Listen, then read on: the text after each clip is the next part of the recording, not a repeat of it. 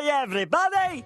At the time of recording, it was announced that Marvel's Spider-Man 2 has gone gold. I think I speak for most of us when I say we're all excited to swing through New York yet again. I also believe the game is going to be a great one, just like the first title and Miles Morales. However, Insomniac Games aren't done with Marvel properties yet. They're currently working on Marvel's Wolverine, which was announced in 2021 with no release date given. But rumors have indicated the game could come out in the fall of next year, though Insomniac have also considered a 2025 release date. While the Marvel games from Insomniac have been amazing titles, I think it's high time Insomniac takes a break from the Marvel licensed games. Is my wish likely to happen? Probably not, since these games are cash cows for every company involved. So the chances of that gravy train stopping are slim to none. However, if Sony and by extension Insomniac Games focus too heavily on Marvel titles, everyone is going to burn out on these games. I'd argue there's a fatigue on games that follow the Batman Arkham formula of open-world superhero licensed games. Now, we don't know for sure Wolverine is going to be an open-world title, but chances are it probably will be, as that's the expectation for superhero games at this point in time. So I'm going off that assumption. But why do I think it'd be best for Insomniac Games to take a break from Marvel properties after this title? So the first reason I believe Insomniac should move off Marvel games is because gamers as a whole are just becoming burnt out with the open-world action game.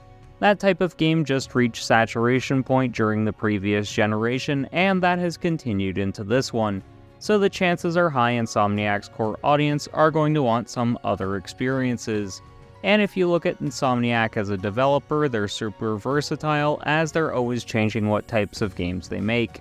During the PS1 era, they made some of the most competently made 3D collectathon platformers. In fact, the Spyro games are still the gold standard when it comes to that type of platformer for me. The Ratchet & Clank games have always been top-tier titles.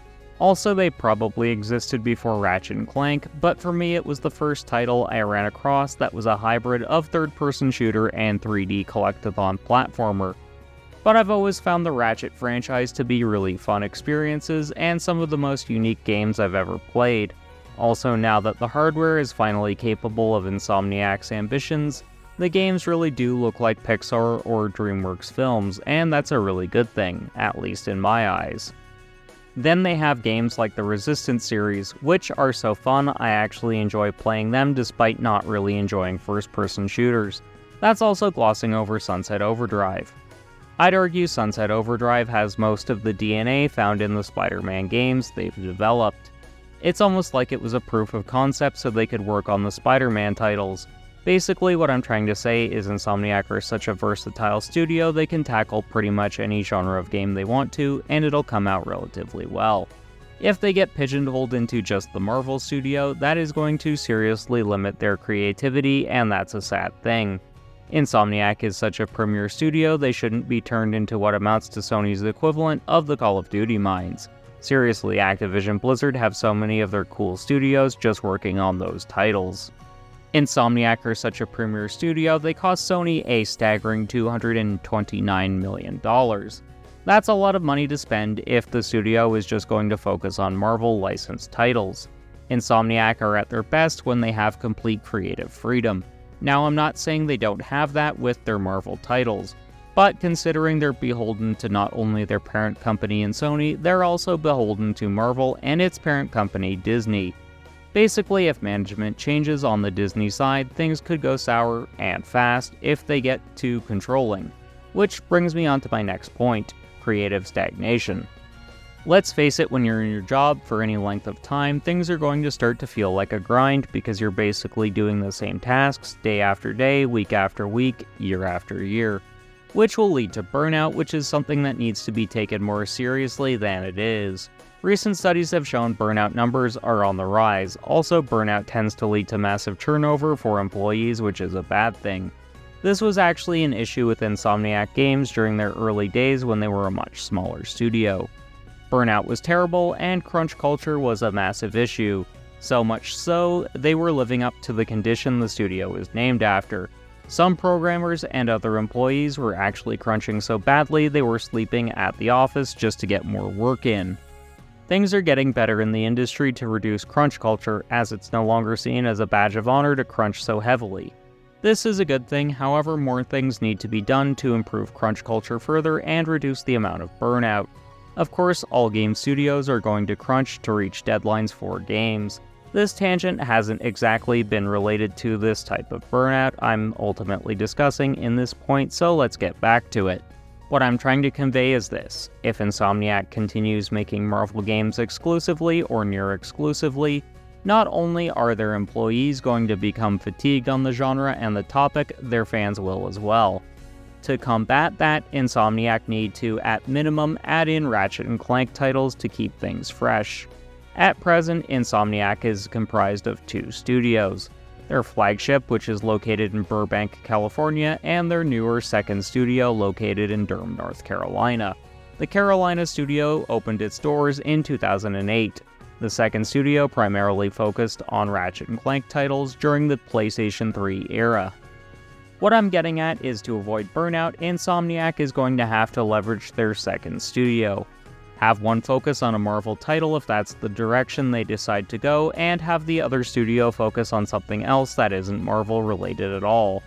We know Insomniac have some kind of multiplayer game in the works thanks to the general news cycle.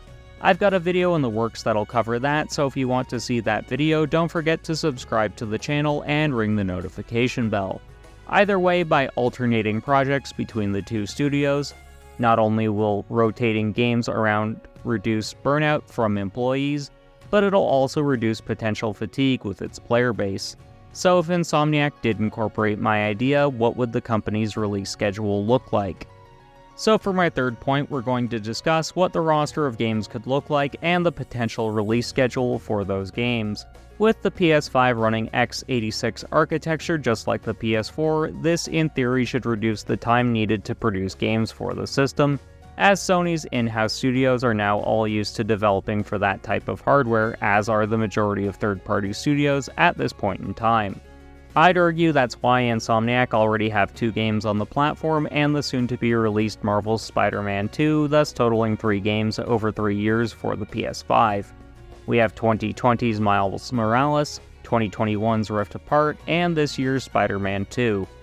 This is, of course, not including the yet-to-be-released Wolverine. However, when we look at it, Insomniac have been prolific with the PlayStation 5 hardware. I'd argue there's a chance Insomniac may release what would amount to be nearly a game a year for this generation of hardware. So if that happens, the release schedule could look something like this. 1 year release a Marvel game, 1 year release a Ratchet & Clank title, the year after that release something that is neither Ratchet & Clank or a Marvel game. Seriously, Resistance would be a good option. Hey everyone, Good0808 here. So, if you guys have been enjoying the gameplay in the background, don't worry, I pause it every time I do interject something, like I'm going to be doing right now. I'm interjecting a Resistance video that me and Colin did. Would be awesome to see a new Resistance game come back to this hardware, this generation. I mean, it would be phenomenal. Guys, let's do a petition online. Let's hopefully get something moving here. It would be cool. With that schedule, this would actually diversify the lineup of games offered on the PS5, which would be a really good thing. I covered in a previous video why Sony need to diversify the lineup. Go and check that video out when you're done with this one. Either way, I feel like it'd be a really good idea on Insomniac's part to juggle multiple IPs at once, as it'd keep things fresh. But what do you think? Let me know in the comments section. So what are some other reasons Insomniac should consider moving off Marvel games for a while after Wolverine? For this point, we're going to explore creativity. Now, I'm not saying Insomniac can't get creative with Marvel characters. They definitely can, as they showed that with 2018's Spider-Man. Sure, it had a ton of Arkham-like elements, but Insomniac were still very creative with the game, as the Spider-Man games had sort of become formulaic by that point in time. By moving off Marvel for a bit, Insomniac would be able to stretch their creative muscles, something I would argue has become a hallmark for the studio. Seriously, look at how creative these sleepless individuals have been over the years with the guns in Ratchet & Clank, the Resistance series, and Sunset Overdrive. Using that creativity would be a great thing as a whole and would actually lead to more interesting games. For example, Insomniac could take a look at a new 3D collectathon platformer, a type of game that has been underutilized since the early part of the 2000s. Or they could consider a battle royale game of some type.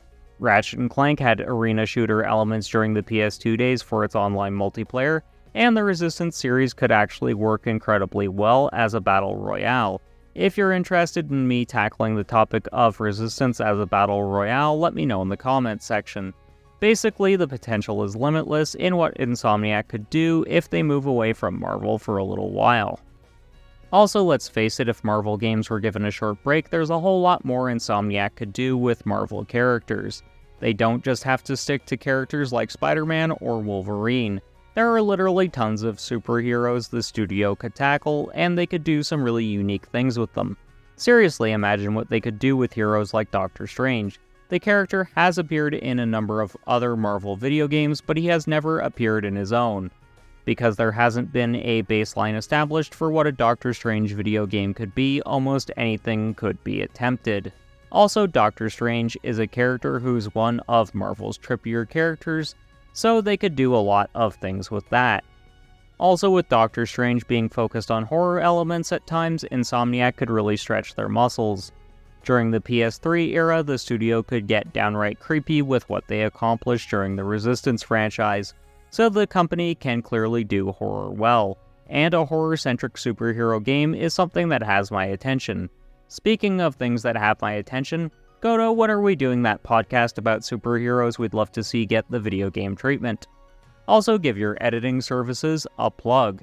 Well, to put it quite simple, we're going to be doing that whenever we get time that we can actually get together and start talking about it, because there is a lot of points we can talk about that. Secondly, my editing services are open to everyone. My link is usually down below in the description. I'm always happy to have you guys. I talk with you throughout the whole process, make sure that everything is up to your standard. If you tell me green card, go do whatever the hell I want, well, I'll do it, but I'll still chime in with you here and there, just to make sure that everything is up to your standards.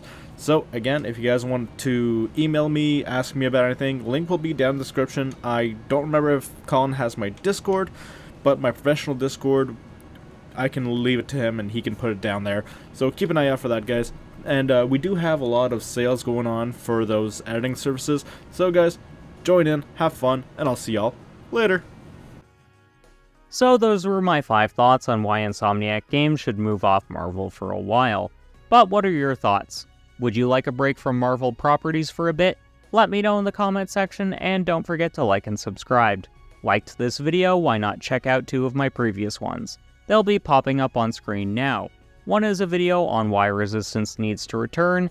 My other video is about why Sony need to diversify their gaming library at this point in time. Give them a look, and until next time, keep blazing that trail.